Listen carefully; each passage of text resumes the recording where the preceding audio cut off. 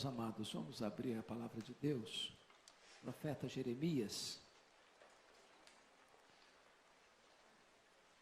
Profeta Jeremias, capítulo 33, versículo 3. Profeta Jeremias, capítulo 33, versículo 3. Diferentemente do que tem usado, normalmente expondo um texto, hoje eu não vou tratar de uma exposição, hoje eu vou tratar de um tema, de um assunto. Portanto, vou ler o texto para fundamentar o meu tema e buscar, em outras partes da Bíblia, fundamentação para isso. Nós chamamos isso de um sermão tópico. Então, peço que você leia comigo o versículo 3. Vamos juntos? Invoca-me e te responderei. Anunciar-te-ei coisas grandes e ocultas que não sabes. Eu quero conversar com os irmãos hoje sobre oração. Oração. Não há cristianismo sem oração. Não há vida cristã sem oração. Não há famílias fortes sem oração. Não há igrejas vivas sem oração. Não há avanço missionário sem oração. Não há poder espiritual sem oração. A oração é o oxigênio da igreja. É uma evidência de que você nasceu de novo, é quando você ora. A evidência de que você vai ser um crente maduro na fé, experiente com Deus e revestido de poder, é quando você ora. Hoje então eu quero conversar um pouco com vocês sobre esse assunto. Porque quando eu olho para a Bíblia, tanto no Antigo quanto no Novo Testamento, eu vejo o povo de Deus orando. Eu vejo, por exemplo, Abraão intercedendo por Ló, que estava em Sodoma, uma cidade condenada. E Gênesis relata que Deus destrói Sodoma e Gomorra e salva Ló por causa da intercessão de Abraão, seu tio. Por meio da oração, Deus promove livramento e salvação. Eu encontro Jacó no Val de Jaboque, aos 91 anos de idade, tendo uma experiência profunda com Deus, porque Deus luta com ele, para salvá-lo. E diz a Bíblia que Jacó se agarra ao Senhor e diz: eu não te deixarei ir, se tu não me abençoares. E Deus o salva ali, e ele vê a Deus face a face ali, e a vida dele passa por uma mudança radical, a partir do Val de Jaboque, fruto da oração. Eu vejo Moisés em Cades Barneia, no momento decisivo da história do povo de Israel, quando a ira de Deus se acendeu contra aquele povo rebelde no deserto, e diz a Bíblia que Deus se propõe a criar uma nova nação por meio de Moisés, e Moisés se coloca na brecha em favor do povo e diz: Senhor, perdoa o pecado desse povo, ou risca o meu nome do livro que escreveste, e Deus ouve a oração de Moisés e poupa aquela nação.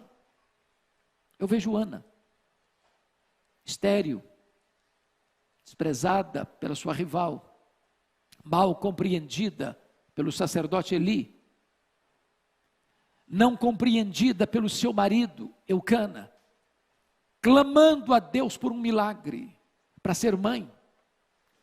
E diz a Escritura que Deus abriu a sua madre, que ela concebeu, que ela deu à luz a Samuel, o maior profeta, o maior sacerdote, o maior juiz daquela geração, fruto da sua oração. Eu vejo o seu filho Samuel se apresentando diante da nação de Israel, dizendo o seguinte: longe de mim pecar contra Deus, deixando de orar por vós.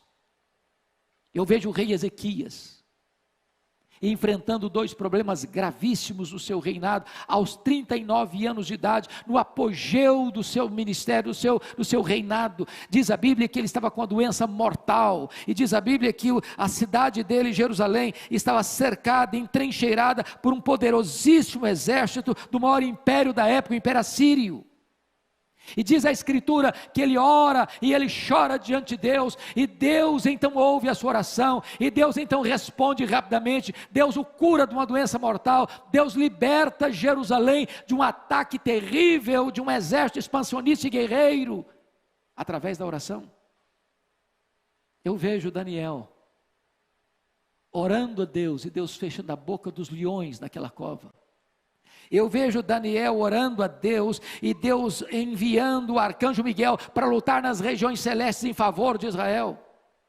Eu vejo o grande estadista, o grande administrador, o grande reformador, Neemias, orando por Jerusalém, chorando diante de Deus, jejuando diante de Deus, e uma cidade que estava há 142 anos debaixo de escombros, se levantando das cinzas, fruto da oração.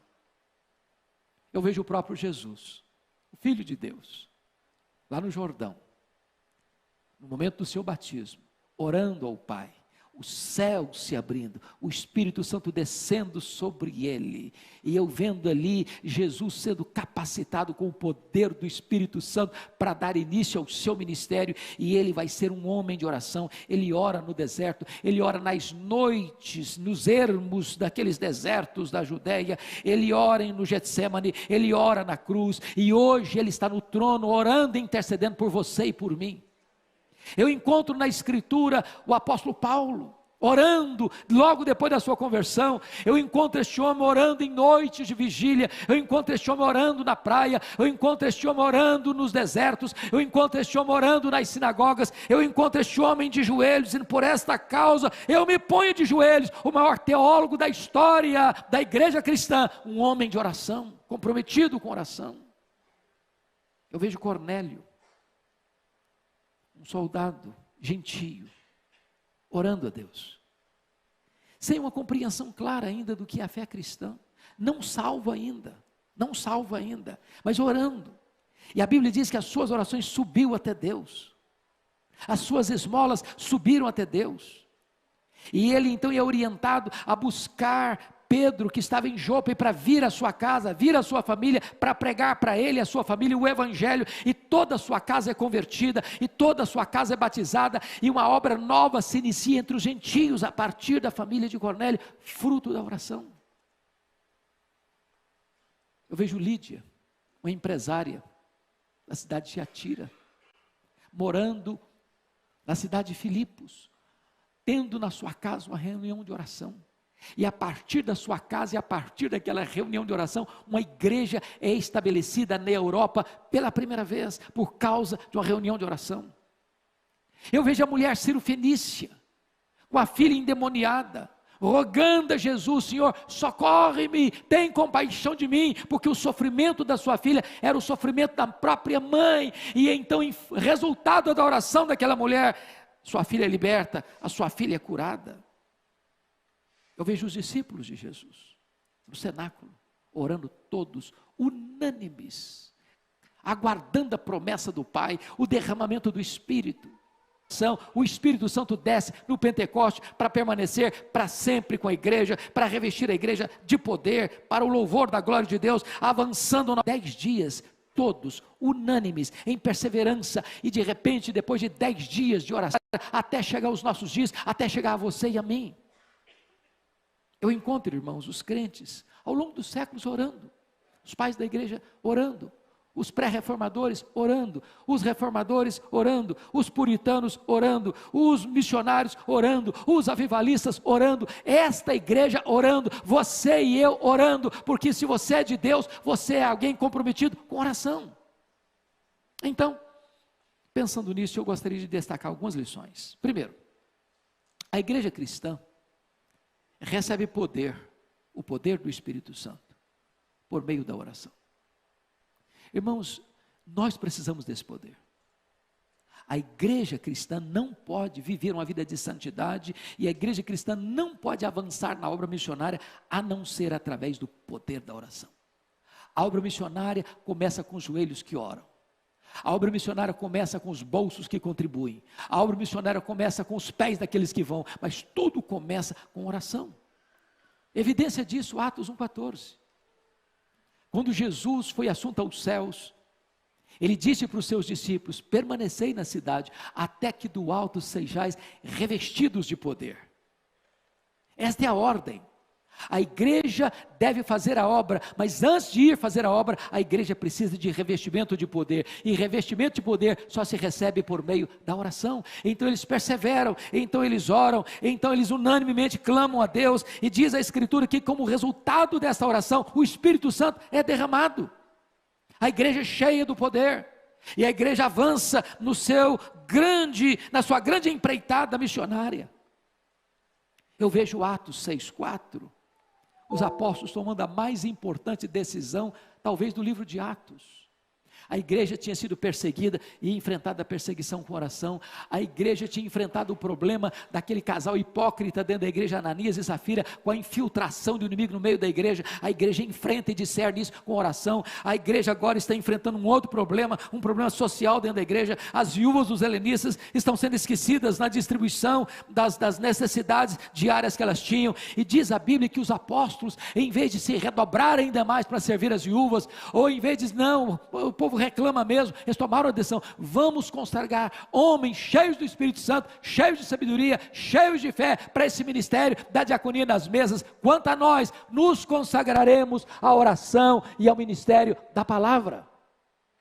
Eu não sei se você já perguntou por que Deus colocou nessa ordem, não o ministério da palavra e da oração, mas ao ministério da oração e da palavra. Por que Deus fez isso? Oração é o ministério da palavra, em vez de ministério da palavra e oração.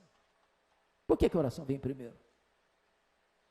Essa pergunta já foi feita tantas vezes, os exegetas já examinaram isso tantas vezes, os estudiosos já debruçaram sobre esse assunto tantas vezes, e para mim, a melhor e mais sábia resposta desse assunto vem de um irmão que já pregou no púlpito dessa igreja, um professor coreano, que ele disse o seguinte: Deus valoriza tanta pregação da sua palavra, Deus dá tanto valor à sua palavra, a palavra tem tanta primazia, ela tem tanta supremacia na igreja, que Deus colocou a oração primeiro. Porque se você e eu não orarmos, não haverá virtude nem poder do Espírito Santo para pregarmos a palavra de Deus. Os apóstolos entendem, vamos nos consagrar à oração e ao ministério da palavra. Mas em segundo lugar, irmãos, a oração é a base para o avivamento da igreja. Nós queremos avivamento, nós lemos sobre avivamento, nós visitamos lugares onde Deus trouxe avivamento, nós nos alegramos com os testemunhos daqueles irmãos nossos do passado que receberam avivamento, e nós oramos para que Deus faça de novo, ainda hoje, mas o avivamento vem em resposta à oração. Querem um exemplo? 2 Crônicas 7,14, se o meu povo, que se chama pelo meu nome, orar e me buscar, e se converter dos seus maus caminhos, então eu ouvirei dos céus, perdoarei os seus pecados e sararei a sua terra.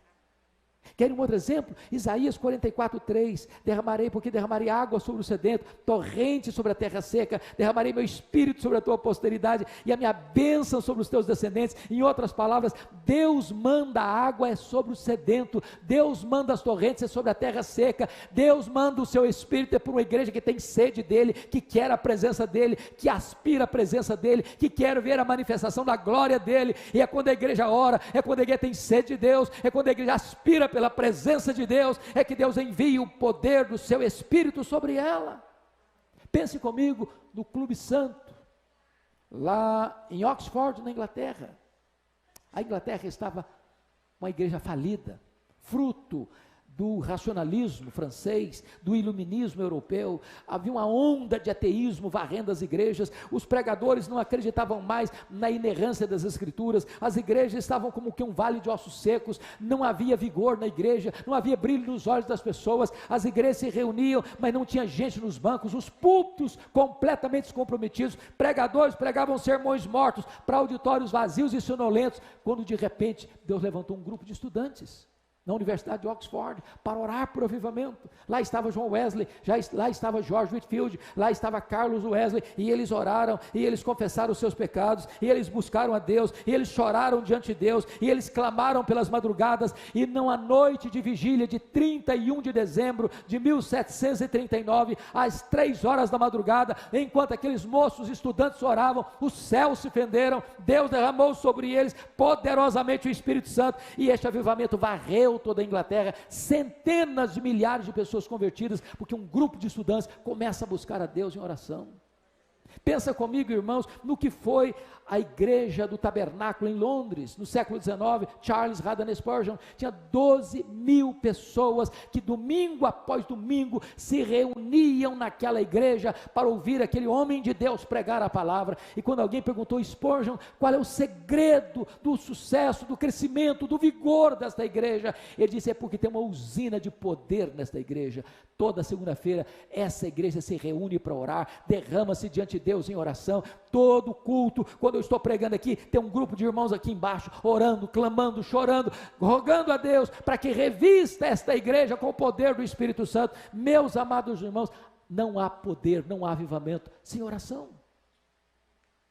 Eu tive o privilégio de visitar Quassisabanto, na África do Sul, onde houve um dos grandes avivamentos deste século passado, 1966. E eu confesso aos irmãos que eu nunca vi, foi a experiência mais marcante da minha vida, no que tange a ver um sinal de avivamento. Nunca vi tanto ambiente de santidade, de beleza, da graça de Deus, como vi naquele local. Mas como é que começou? Com oração, com choro pelo pecado, com clamor à presença de Deus, até que o Espírito Santo foi derramado, copiosamente, e os cativos foram libertos, e os enfermos foram curados, e os feiticeiros iam correndo, chorando, confessando os seus pecados.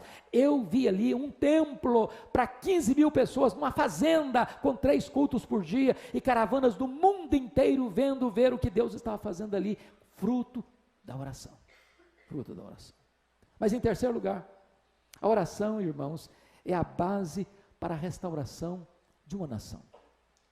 Leia a história, e você verá isso. E eu vou lhes dar um exemplo. Acho que todos vocês já ouviram falar de Edwin Orr. Edwin Orr talvez seja o homem que mais estudou sobre avivamento no século passado. Esteve aqui no Brasil, no centenário da Igreja Presbiteriana. Este homem escreveu vários livros sobre avivamento. Num dos seus livros, ele relata a crise financeira e econômica que se abateu sobre os Estados Unidos nos idos de 1850. Naquela época, os bancos estavam falidos. Naquela época, os empresários entraram em crise. Naquela época, as estradas de ferro também faliram. As fábricas fecharam as suas portas. Milhões e milhões de trabalhadores desempregados. Como é que aquela crise foi superada? Como é que aquele povo se ergueu? E Edwin Orr começa a fazer uma relação muito estreita com a oração que começou a surgir naquele país. E ele relata que no dia 1º de julho de 1857, um homem chamado Jeremias Lampier, um homem de negócios, assumiu o posto de missionário urbano em Nova York. A sua denominação estava perdendo milhares e milhares de membros todos os anos. E então ele imprimiu um folheto e distribuiu esse folheto na cidade de Nova York. E ele convoca então homens, comerciantes, falidos, gente que estava passando tanta amargura e tanta angústia para vir orar no hotel onde ele estava hospedado, no dia 23 de setembro de 1857. Na primeira semana, tinha 6 homens orando uma vez por semana com ele. Na segunda semana, 40 homens vieram orar com ele naquela sala de hotel. A partir dali, não era mais uma vez semanal, era todo dia. Em 6 meses, tinha 10 mil homens de negócios orando em Nova York por um reavivamento. E este reavivamento chegou e varreu toda a América. Mais de 2 milhões de pessoas convertidas. Como fruto deste avivamento é que o missionário Ashbel Green Simonton sai dos Estados Unidos, chega aqui no Brasil no dia 12 de agosto de 1859 para plantar a Igreja Presbiteriana do Brasil. A Igreja Presbiteriana do Brasil nasceu sob o signo do avivamento, fruto de oração, de oração, de oração. Mas ainda, irmãos, quarto lugar, a oração muda circunstâncias. Há coisas que a oração não muda, os decretos de Deus são imutáveis, mas há coisas que Deus só faz em resposta à oração. É por isso que Tiago diz assim: nada tendes, porque nada pedis. Deus é soberano, Ele podia agir independentemente da igreja, Ele podia agir sem qualquer oração, mas Ele, sendo soberano, resolveu dizer e decretar que algumas coisas só vão acontecer se o seu povo orar. E eu vou lhes dar alguns exemplos. Quando Moisés, em campo de batalha, estava lutando, o exército de Israel lutando contra os inimigos, diz a Bíblia que enquanto Moisés mantinha os seus braços estendidos, o povo de Deus prevalecia na batalha. Se as mãos dele caíam, cessando a oração, o povo era vencido pelos inimigos. Enquanto você ora, Deus tem vitória para a sua vida. Enquanto você ora, os inimigos são derrotados na sua vida. Enquanto você ora, Deus dá vitória para você nos embates da vida. Enquanto você ora, Deus conduz você em triunfo. Deixa eu lhe dar um segundo exemplo. Quando o rei Ezequias, entrincheirado pelo exército assírio, ameaçou o rei, e eu queria que vocês entendessem um ponto importantíssimo. Foi no período do rei Ezequias em Judá, em Jerusalém, que esse mesmo império assírio, que cerca Jerusalém agora, entrou em Samaria e destruiu o reino do norte. As 10 tribos do norte foram destruídas, foram tomadas, foram escravizadas, foram dispersas. Ele derrotou aquelas 10 tribos do norte. Agora ele vem para as 2 tribos do sul, e entrincheira Jerusalém, o mesmo império, dominador, expansionista, guerreiro, sanguinário, e eles eram perversos, ninguém podia detê-los. E eles mandaram uma carta afrontosa para o rei Ezequias: renda-se, renda-se, nenhum Deus pode livrar você das minhas mãos. E diz a Bíblia que Ezequias pega aquela carta afrontosa, leva para a casa de Deus, expõe aquele problema na presença de Deus, e Deus diz: Ezequias, você não vai ter que lutar, esta luta é minha. E diz a Bíblia que naquela noite saiu um anjo do Senhor e feriu 185.000 soldados assírios, e Jerusalém foi liberta pelo poder da oração. Da oração. Diz a Bíblia em Atos 12 que Pedro está sentenciado de morte, preso, guardado em segurança máxima na prisão de Herodes, mas diz a Bíblia que havia oração incessante da igreja em seu favor. E Deus mandou um anjo, rompeu as algemas, atravessou os portões de ferro e libertou Pedro. Porque Deus pode o impossível quando o seu povo se prostra em oração. Deixa eu lhe dar um exemplo contemporâneo. Eu não sei quantos de vocês tiveram a oportunidade de ler um livreto que eu escrevi sobre mães intercessoras. Quem prefaciou aquele livreto foi Dona Eusa Lidório, mãe de Ronaldo Lidório. Ronaldo Lidório hoje, penso eu, é a maior expressão da obra missionária no Brasil e no mundo hoje. E a Dona Eusa conta uma história do que aconteceu com ele no prefácio desse livro. Ronaldo, acompanho desde a sua juventude, seu pai foi meu pastor,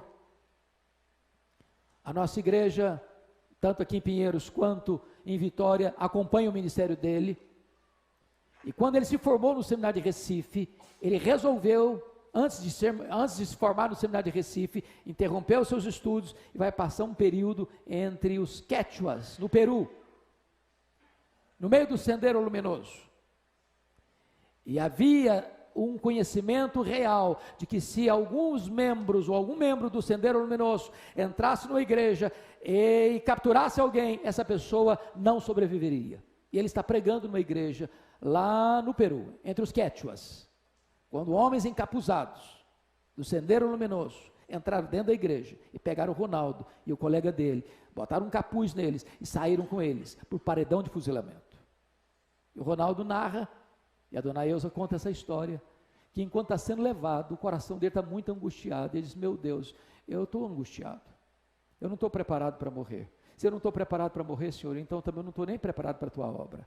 Então, se o Senhor me quer que eu morra, então o Senhor me dê paz para morrer. E se o Senhor me dê paz para morrer, eu quero dedicar-me ainda mais à obra missionária. E ele foi levado para o paredão. Quando ele estava no paredão para ser fuzilado, chega um carro fazendo muito barulho, e alguém fazendo muito barulho, e ele não entende o que estão falando, e pegam o Ronaldo e arrancam dali. Seu colega é fuzilado, ele é poupado. Mas Dona Eusa conta que naquela madrugada, naquela noite, Enquanto essas coisas estão acontecendo, ela sentiu um grande peso no coração. E ela se levantou da sua cama com esse peso. Meu Deus, eu não sei o que está acontecendo. Me dê discernimento. E ela não sabia o que estava acontecendo. Ela disse, meu Deus, isso tem a ver com o meu filho que está lá. Então o Senhor põe os teus anjos acampados ao redor dele. Então o Senhor o proteja, Senhor. E naquele momento em que ele está sendo liberto do paredão do fuzilamento, tem uma mãe orando de joelhos pelo seu filho. Deus é o Deus que responde a oração. Deus é o Deus que traz livramento em resposta à oração. Mas em quinto lugar, irmãos, a oração nos capacita a enfrentar também os grandes dramas da vida. Eu não sei que tipo de drama você está enfrentando, que tipo de luta você está enfrentando, que tipo de decisão importante na vida você tem que tomar. Deus responde e traz livramento e portas abertas para você em resposta à oração. Está lá no Salmo 50, versículo 15. Invoca-me no dia da angústia, eu te livrarei e tu me glorificarás. Eu vejo Davi, essa é uma das cenas mais lindas da Bíblia. Davi está exilado em território filisteu. Seu sogro, rei Saul, quer matá-lo. E ele foge com 600 homens e as suas respectivas famílias. E é estabelecido na cidade de Ziclag.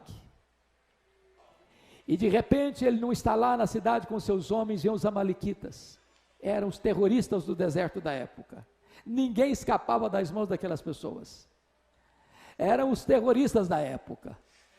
E quando chegaram na cidade de Ziclag, botaram fogo na cidade, feriram a cidade, pegaram as mulheres, os filhos e as filhas, e levaram todos cativos com eles. Quando Davi chega naquela cena, juntamente com seus homens, ele vê a cena, ele chora, até não ter mais forças de chorar. Os seus homens, aliados dele, se rebelam contra ele, querem matá-lo, por causa dos seus filhos e das suas filhas, que foram levados cativos. E naquela situação de desespero, de abandono, de oposição, diz a Bíblia, que Davi se reanimou no Senhor seu Deus, e caiu de joelhos, e orou, e disse, oh meu Deus, perseguirei o bando, alcançá-lo-ei. Em outras palavras, Senhor, eu vou deixar o inimigo tomar, me dar de goleada, eu vou aceitar passivamente a decretação da derrota, ou eu vou reagir. E Deus diz para ele, reage Davi, porque tudo que o inimigo tomou de você, você vai trazer de volta. E ele ora, e Deus muda o cenário, e eles entram na peleja, e derrotam o inimigo, e tomam de volta seus filhos, suas filhas, suas mulheres, e seus bens, fruto da oração. Mas deixa eu lhes dar um exemplo mais contundente, um exemplo de Jesus. Diz a Bíblia que quando Jesus entrou no Getsemane, depois de inaugurar a nova aliança em seu sangue, partiu o pão, entregou o cálice, ele cantou um hino, e desceu para o monte das oliveiras, onde estava o jardim do Getsemane, prensa de azeite. Ele sabia que aquela seria a noite da traição, ele sabia que aquela seria a noite em que ele seria preso. Ele sabia que naquela noite ele seria entregue nas mãos dos sacerdotes. Ele sabia que naquela noite ele seria cuspido e esbordoado. Ele sabia que naquela noite ele seria acusado, condenado à morte. E quando ele entra no Getsemane, ele deixa 8 dos seus discípulos para trás. E ele pega Pedro, Tiago e João e diz, vocês vêm comigo. E quando ele está com esses 3 discípulos mais achegados, ele abre o coração para eles e diz assim, a minha alma está profundamente triste até a morte, ficai comigo, vigiai comigo. E diz a Escritura que ele sozinho avança para o interior do jardim, e lá ele prostra-se com o rosto no chão, e ora e chora, e ora e chora, e ora e chora, e diz, Pai, se possível passe de mim este cálice sem que eu beba, mas se não seja feita a tua vontade. Ele faz uma vez, ele faz 2 vezes, ele faz 3 vezes, ele alaga aquele chão com as suas lágrimas e com o seu sangue, mas quando ele se levanta dos joelhos, não tem mais angústia, a angústia foi embora. Ele se levanta forte, firme, resoluto.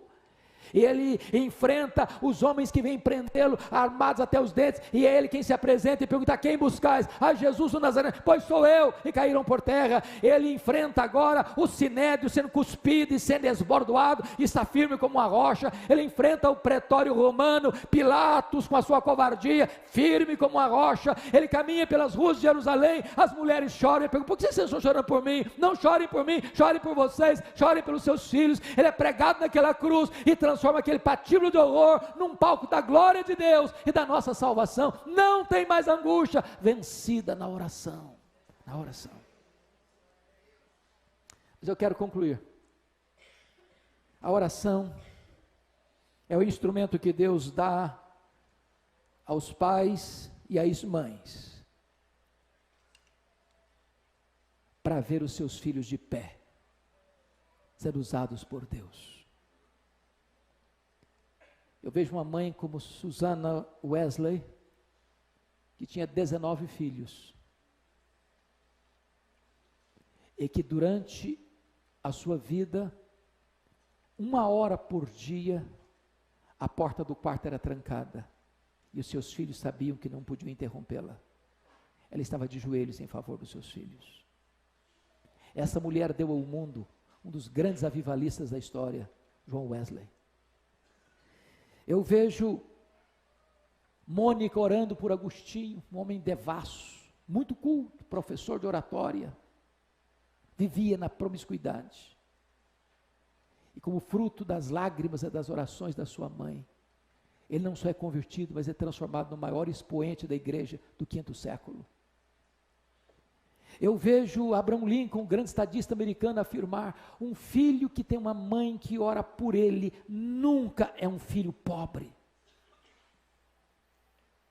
Eu vejo um pastor batista, com o pastor Tim Simbala, vendo a sua filha primogênita, adolescente, sair de casa, querendo curtir os banquetes do mundo, e o pai chorando em casa, e alguém ligando para ele, diz: desista dessa menina, desista dessa filha, ela não está nem aí com você. Ele diz: não posso abrir mão da minha filha, eu não posso desistir da minha filha. E então a igreja ora, e a igreja chora, e a igreja clama por ela, e Deus vai ao encontro daquela menina, desperta o coração dela, e ela volta quebrantada em lágrimas, de volta para casa, de volta para a igreja, de volta para Deus.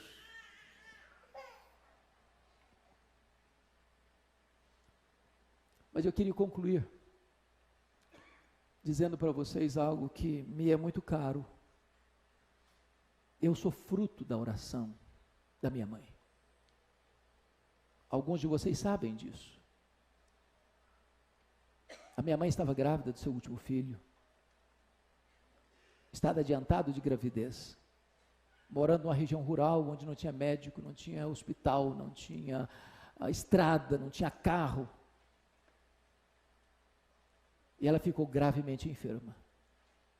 Naquela época, se alguém tinha que sair de casa para buscar recurso, numa situação dessa, se ser transportado numa padiola, um lençol amarrado num varal.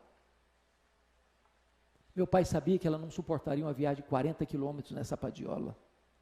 Mandou chamar o médico, ele veio, examinou e disse: essa mulher não vai sobreviver. Ela está muito fraca. A criança no ventre dela está em agonia de morte. E o médico disse: a única chance dessa mulher sobreviver é sacrificar a criança. Se não sacrificar a criança, a mãe morre junto com a criança. Quando esse dilema foi apresentado à minha mãe, ela tomou outra decisão. Ela disse: eu não abro mão desse filho. Estou pronta a morrer com ele, eu estou pronta a morrer por ele, mas eu não desisto dele. E ela, que era uma mulher rural, simples, praticamente analfabeta, caiu de joelhos, diz: meu Deus, se tu poupares a minha vida, se tu poupares o meu filho, eu quero consagrar esse filho para ti, para ser um pastor, para ser um pregador do evangelho.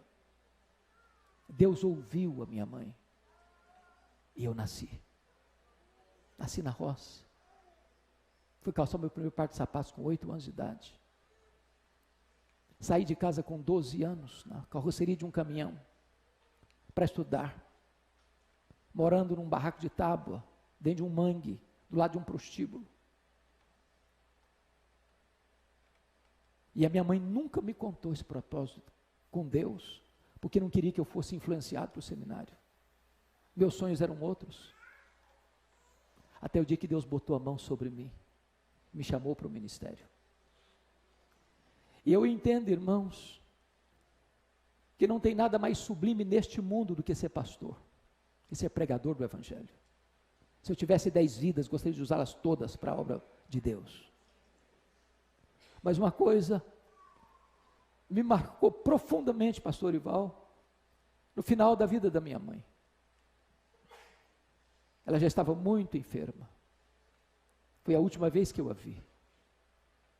Ela me chamou à parte e disse: meu filho, nesses anos todos, eu nunca deixei de me levantar da minha cama de madrugada e dobrar os meus joelhos e orar por você, para que Deus levantasse você, para que Deus capacitasse você, para que Deus desse graça a você para pregar a palavra de Deus.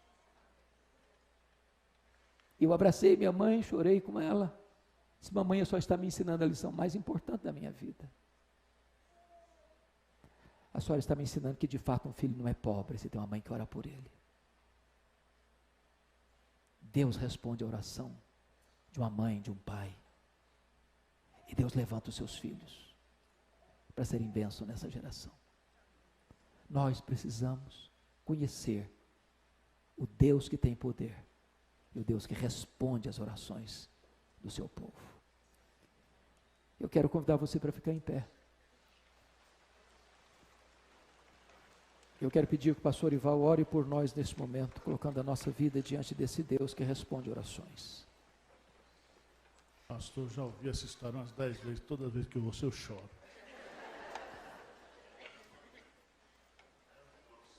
Senhor Deus, Tu és Deus, somente Tu és Deus. Tu és o Deus da aliança. Tu és o Deus que na sua condescendência resolve nos amar, nos abençoar. E estabelecer a oração como meio de graça. Dentro dos teus decretos permissivos. Invoca-me e te responderei.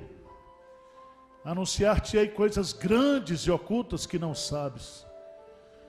Ó Deus, dispõe o nosso coração para orar. Sabemos que a maior estratégia que o diabo tem usado hoje contra a nossa igreja é desvalorizar o papel da oração. Meu Deus. Mas que nesta manhã, em cima da palavra que foi colocada aqui, Senhor, exposta, do testemunho que foi dado, levanta a tua igreja para orar, Senhor. Levanta os pais, as mães, os adolescentes, os jovens. Deus, levanta uma nova geração de oração nessa igreja, Senhor. Porque o avivamento virá se os nossos adolescentes, se os nossos jovens se agarrarem contigo em oração, Pai. Ajuda-nos a vencer essa angústia de saber que precisamos orar e não orarmos, Pai. Derrama sobre nós, como está lá em Zacarias, o espírito de graça e de oração. Dispõe o nosso coração, Senhor, para buscar a Tua presença, a Tua face. E o resto o Senhor faz do jeito que o Senhor quiser. Porque a Tua vontade é boa, é perfeita e agradável. Muito obrigado por tudo. Em nome de Jesus. Amém.